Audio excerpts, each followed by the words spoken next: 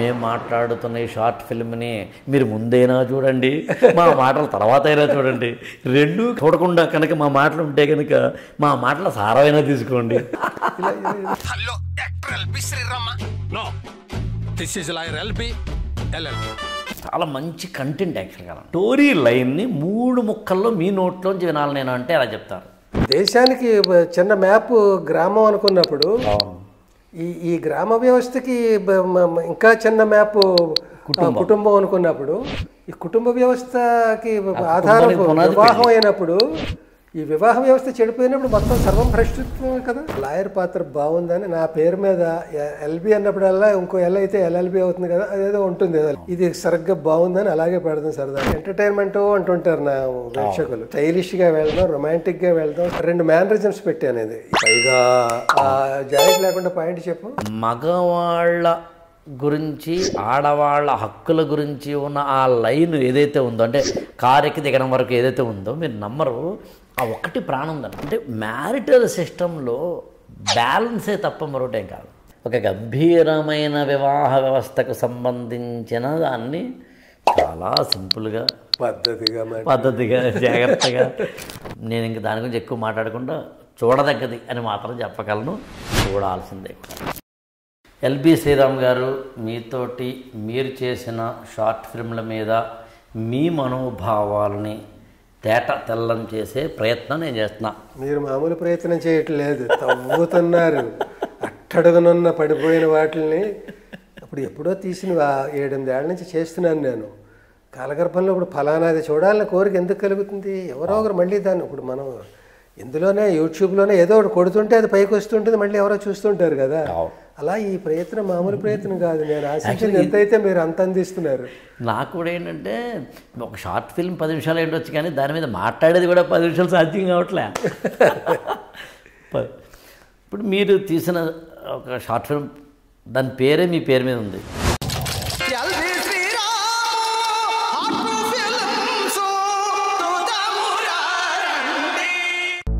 హే కృష్ణ, రథము సిద్ధము, పద చేసేద యుద్ధము. జాయింట్ వద్దు, పాయింట్కి రండి. ఆమె కోసం టైం కేటాయించలేకపోతున్నానని కోర్టుకెళ్ళింది. మరి ఆమెకి ఇవ్వాల్సింది కదా టైము. ప్రతి క్షణం నాకు విలువైందే. ఇప్పుడు కూడా చాలా ఇంపార్టెంట్ మీటింగ్ క్యాన్సిల్ చేసుకుని ఇక్కడికి వస్తున్నాను. మళ్ళీ పెళ్లి చేసుకుంటే మీ రెండో భార్య కోసం టైం స్పెండ్ చేయగలరా? అంటే లత గారు, ఈ టైంలో మనం చెయ్యాల్సింది తోడొచ్చిన వారికి టైం కేటాయించడమే కదా. టైం కేటాయించలేనప్పుడు ఎందుకండి తోడు? ఆలోచించండి, బాగా ఆలోచించండి. మళ్ళీ శ్రీనివాస్ గారు, నాకు సందేహం. అడగండి. మీ రెండో భార్య మీతో గోవా టూర్ ప్లాన్ చేశారు. సడన్ గా మీ అమ్మాయి వచ్చి బెంగళూరు రమ్మంటే ఎవరితో వెళ్తారు? ఎవరితో వెళ్ళను, టైం లేదని చెప్తాను. ఇంకెందుకు పెళ్లి చేసుకోవడం? శ్రీనివాస్ గారు, జాయింట్ లేకుండా పాయింట్ చెప్పనా? భార్య అంటే ఇంట్లో పడి ఉంటుంది, పైగా ఎక్కడికి వెళ్ళదు అనే ధైర్యం. అలా ఏం కాదు. అలాగే ఇప్పుడు చూడండి, లత గారు నాకు ఎక్కడ ఓకే చెప్పేస్తారో అన్న భయంతో మీకు ఎన్నో ప్రోగ్రామ్స్ ఉన్నా వాటన్నిటినీ క్యాన్సిల్ చేసుకుని మాతో రావడానికి రెడీ అయిపోయారు. పెళ్ళనేది స్టేటస్ కోసం కాదండి, తోడు కోసం. మీరు కష్టపడే సమయంలో మీ భార్య మీకు తోడున్నారు. ఆమె కోసం కొంచెం సమయం కేటాయించలేరా? ఆలోచించండి. వాళ్ళ కథ సుఖాంతమైన మా సమస్య ఇలానే ఉంది సార్. జాయింట్ వద్దు, పాయింట్కి రా. మా పెళ్లికి పెద్దలు అంగీకరించట్లేదు సార్. మా ప్రేమకి ఎన్ని గండాలో మీకు తెలుసు కదా. గండాలకి గోండాలకి భయపడే గుండె కాదిది. ఎన్ని ప్రేమ జంటల్ని కలపలేదు, మిమ్మల్ని కలపలేనా? పైగా మీరు లాయర్ ఎల్బి ఎల్ఎల్బి. జాయింట్ లేకుండా పాయింట్ చెప్పాలంటే మీకు కలపడమే వచ్చు, విడదీయడం రాదు. చాలా మంచి కంటెంట్ యాక్చువల్గా. అందులో ఉన్న స్టోరీ లైన్ని 3 ముక్కల్లో మీ నోట్లోంచి వినాలి నేను అంటే అలా చెప్తారు. ఒకప్పుడు కాదు, ఇప్పుడు కూడా ఈ జనరేషన్ పాడైపోతుంది, ఎలాగా వివాహ వ్యవస్థ చెడిపోతుంది, ఇవన్నీ మాట్లాడుతున్నాం. మనం ఇంకా మించిపోయిన ప్రమాదాన్ని మనం అబ్జర్వ్ చేస్తే ఈ ఎవరైతే యూత్ ఉంటున్నారో వాళ్ళ అమ్మా నాన్నలు కూడా చెడిపోయే పరిస్థితులు ఉన్నాయి ఇప్పుడు. అవును. వాళ్ళు డైవర్స్ ఇచ్చేయడం, వదిలేయడం, వాళ్ళు ఏ తరగతి వాళ్ళకి చెందిన వాళ్ళైనా కానివ్వండి, ఇంకొకళ్ళతో మళ్ళీ అటాచ్ అవ్వడం, అదొక దీనికంటే పెద్ద సమస్య అది అవుతోంది. అవును. అలా వాళ్ళు తయారైనప్పుడు వీళ్ళు ఇంకా ఎలా తయారవుతారు, వీళ్ళ పిల్లలు ఇంకా ఎలా తయారవుతారు? అవును. దేశానికి చిన్న మ్యాప్ గ్రామం అనుకున్నప్పుడు అవును.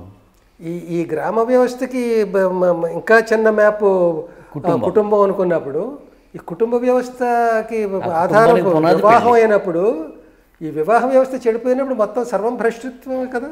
అవును. దీని గురించి కదా ఎక్కువ మాట్లాడాలి. అందరి సినిమాల్లో, ఎన్ని సినిమాల్లో కూడా వివాహ వ్యవస్థ గురించి కదా సినిమాలు. లవ్ వివాహ వ్యవస్థలో ఒక భాగం. వివాహ వ్యవస్థ చాలా పెద్దది. దాని గురించి ఎన్ని సినిమాలు వచ్చినా, ఎన్ని సినిమాల్లో టచ్ చేసినా అది ఎవర్ గ్రీన్. అలాగా ఆ కుటుంబ వ్యవస్థను ఎలా కాపాడుకోవాలి, ఎందుకు ఇలాంటి భ్రష్టత్వాలు పడుతున్నారు, ఎందుకు ఇక్కడ నా దాంట్లోనండి చెడిపోయిన దాని గురించో, జరిగిపోయిన ఒక దాని గురించో, చెడుగా జరిగిన దాని గురించో విమర్శించడం, పోస్ట్ మార్టం చేయడం వీలైనంత వరకు అలాంటి జోలికి వెళ్ళను నేను. ఇలాంటి దాంట్లో ఉంటే ఉండొచ్చేమో, కానీ మంచి చూపిస్తుంటాను నేను. ఆ మంచి చూపించడం కూడా మంచి చూపించారు కదా. నాకు తెలిసి వాళ్ళని కలిపాను కదా అందరినీ. నేను 2 జంటలు సమస్యలను డీల్ చేశాను. 2 జంటలు అంటే ప్రసన్న అపర్ణ అనుకుంటా 2 యువత పాత్ర. వాళ్ళ పేరెంట్స్లో వాళ్ళు విడిపోయి వేరే వాళ్ళని పెళ్లి చేసుకోవాలి అనేది ఏదో క్రాస్ మ్యారేజ్ లాగా. అది వ్యామోహము, మోజో, మరొకటో తప్ప ఇంకేం కాదని చెప్పడానికి చేసిన ప్రయత్నం. వివాహ వ్యవస్థకు సంబంధించి ఈ స్టోరీ ఎవరిదండి? చంద్రశేఖర్ అని ఓకే, అతను రాశాడు, పట్టుకొచ్చాడు, దాన్ని చెక్కాం. అయితే ఇందులో లాయర్ పాత్ర బాగుందని నా పేరు మీద ఎల్బి అన్నప్పుడల్లా ఇంకో ఎల్ అయితే ఎల్ఎల్బి అవుతుంది కదా, అదేదో ఉంటుంది ఏదో. ఇది సరిగ్గా బాగుందని అలాగే పెడతాం సరదాగా అని ఒక స్టైలిష్. అందులో ఇంకో క్యారెక్టర్ కూడా, అంటే యాక్టర్ ఎల్బి శ్రీరామ్ గారు అండి, no this is lawyer LB అంటుంటారు. సరదాగా తమాషాలన్నీ కుదిరాయి, ఎంటర్టైన్మెంట్ అంటుంటారు నా ప్రేక్షకులు. కొంత వీలైనంత వరకు అలా వెళ్దాం, స్టైలిష్గా వెళ్దాం, రొమాంటిక్గా వెళ్దాం. యాక్చువల్గా మీరు అందులో ఏదో 25-30 ఏళ్ల కుర్రాళ్ళలాగానే డైలాగ్ కానీ అందులో అంజలి కూడా యాక్ట్ చేసినట్టున్నారు. అవును, అంజలి. అవునండి. అలాగే అందులో ఓవరాల్గా చూసినప్పుడు ఒక వివాహ వ్యవస్థకు సంబంధించి అంజలి అనే పాత్ర వెనక సీట్లో కూర్చుంది, మీ పక్కన ముందు సీట్లోనేమో ఆయన కూడా యాక్టర్ అండి, వైజాగ్ అయిన ఆయన తెలుసు. సతీష్. ఇప్పుడు చాలా సతీష్. నేను కూడా 1-2 సార్లు ఎప్పుడో 15 ఏళ్ల కిందట మాట్లాడిన వ్యక్తి. ఎప్పుడో 15 సంవత్సరాల కిందట యాక్చువల్గా. అంటే నాకు అప్పుడు ఐఏఎస్ ఫీల్డ్ని వదిలి సినిమా ఫీల్డ్లోకి రావాలా, వస్తే ఏంటి అని కొంత ప్రయత్నాలు చేశాను. 1 ఏడాది 2 ఏళ్ళు షార్ట్ ఫిల్మ్ తీసి అక్కడి నుంచి పెద్ద సినిమాలు చేద్దామని. అందులో భాగంగా నేను డైరెక్టర్ క్రిష్ గారి దగ్గర, కృష్ణవంశీ గారి దగ్గర, ఇలాంటి వాళ్ళ దగ్గర కూడా కొంత వర్క్ చేశా. ఆ టైంలో నాకు అతని పేరు తర్వాత గుర్తురాడు, పూర్తి పేరు ఇది ఉంది. సో బిజీ ఆర్టిస్ట్ అతను. అవును, బిజీ ఆర్టిస్ట్, ఎగ్జాక్ట్ అన్నిట్లో ఉంటుంటాడు. అవును. సో అక్కడ మగవాళ్ళ గురించి, ఆడవాళ్ళ హక్కుల గురించి ఉన్న ఆ లైన్ ఏదైతే ఉందో, అంటే కారెక్కి దిగడం వరకు ఏదైతే ఉందో, మీరు నమ్మరు, ఆ ఒక్కటి ప్రాణం దానికి. మిగతాదంతా దానికి సంబంధించిన రూపురేఖలు అయితే, అంటే మ్యారిటల్ సిస్టంలో బ్యాలెన్సే తప్ప మరొకటేం కాదు. అందులో ఇంకో కొత్త విషయం ఏంటంటే, వాడు లాయర్ అయ్యి ఉండి కోర్టు ఎక్కడ చూపించాం, వీడే డీల్ చేస్తాడు సమస్యని, జడ్జి కూడా వీడే అక్కడ. అవును అవును సార్. ఇంకోటి ఏంటంటే అందులో డ్రామా ఉంది. మీరు చాలా లాయరే ఈ అమ్మాయిని పెళ్లి చేసుకోవడం, కావాలని టిక్లింగ్ ఎక్కడ కొట్టాలో అక్కడ కొట్టాలి కదా, పటాయించడం మామూలుగా. కొన్ని చిన్న చిన్న ఇవి అన్ని పోషిస్తున్నాం, ఇలాంటిది కూడా పోషించాలని ఉంటుంది కదా. అవును. లేదండి, యాక్చువల్గా నాకు కొందరు మెసేజ్లు పెడుతుంటారు, ముసలిడే కానీ మహానుభావుడు అంటుంటారు. సో అందుకని అంటే ఈ అసలు ఇప్పుడు వివాహ వ్యవస్థలోకి వెళ్ళిన తర్వాత మళ్ళీ బయటికి వెళ్ళాలి, బయట చూపులు చూడాలి, పక్క చూపులు చూడాలి అనుకున్నవే ఒక మానసిక బలహీనత అనుకుంటే, ఆ మానసిక బలహీనతలోంచి బయటికి రావడానికి కీళ్ళు ఎరిగి వాత పెట్టడం మన తెలుగులో, అలాగే ఎక్కడ కొట్టాలో అక్కడ కొడితే అది చాలా నేరేషన్ బాగుంది. అది పర్పస్ఫుల్గా అందులో మనం అనుకున్న మన యాక్టింగ్ స్కిల్స్కి బయటపడాలి, మన కోరికలు తీరాలి, సబ్జెక్ట్ని మర్చిపోకూడదు, అవును అదంతా నెట్టింగ్ చేసుకోవాలి. అవును. యాక్చువల్గా నేను నాకు తెలిసి మనం మాట్లాడుతున్న ఎపిసోడ్స్కు ఫస్ట్ డిస్క్లైమర్ వేయాలనుకుంటున్నానండి. ఇదేంటి ఫస్ట్ ఒక డిస్క్లైమర్ ఏంటి చెప్పమంటారండి? ఇది నిపుణుల పర్యవేక్షణలాగా మేము మాట్లాడుతున్న ఈ షార్ట్ ఫిల్మ్ని మీరు ముందైనా చూడండి, మా మాటలు తర్వాత అయినా చూడండి, రెండూ చూడకుండా కనుక మా మాటలు ఉంటే కనుక మా మాటల సారమైనా తీసుకోండి. అయితే చాలా మంచి, అంటే ఇక్కడ ఇంకోటి కూడా చెప్పాలను, ఒక విషయాన్ని గంభీరంగా సీరియస్గా మీ గురువుగారైన ఈవీవి సత్యనారాయణ గారు చేసే ఒక అత్యద్భుతమైన ప్రక్రియ. ఏ సినిమా అయినా చూడండి, నాకు తెలిసి 1-2 తప్ప ఆయన ఏ మెసేజ్ని కూడా డైరెక్ట్గా చెప్పలేదండి, హాస్యంతో ముడిపడి చెప్పారండి. ఇప్పుడు మన ఇద్దరేక చర్చ ఈవీవి గారి మీద కాదు కాబట్టి నేను అటువైపు వెళ్ళట్లేదు.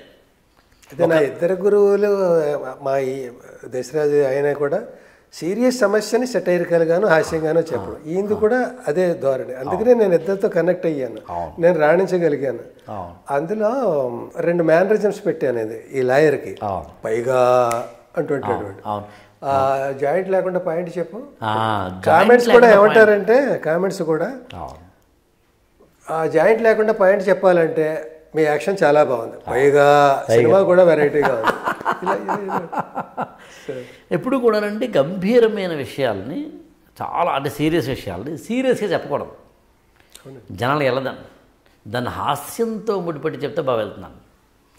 ఆ షార్ట్ ఫిల్మ్లో ఉన్న గొప్పతనం ఏదైనా ఉందంటే అది యాక్చువల్గా ఈ లాయర్ వేషధారైన మీరు చాలా జోవియల్గా, సింపుల్గా, అసలు వీడే ఏదైనా కాస్త పటాయింపులు చేస్తాడేమో అనుకునే ఒకనొక పాత్ర తీసుకెళ్ళి ఒక వివాహ వ్యవస్థ మీద ఎంత గౌరవం అనే దాన్ని బేస్ చేసుకుని ఎప్పుడూ కూడా జంబలకి పంబ ఈవి గారిదే కదా.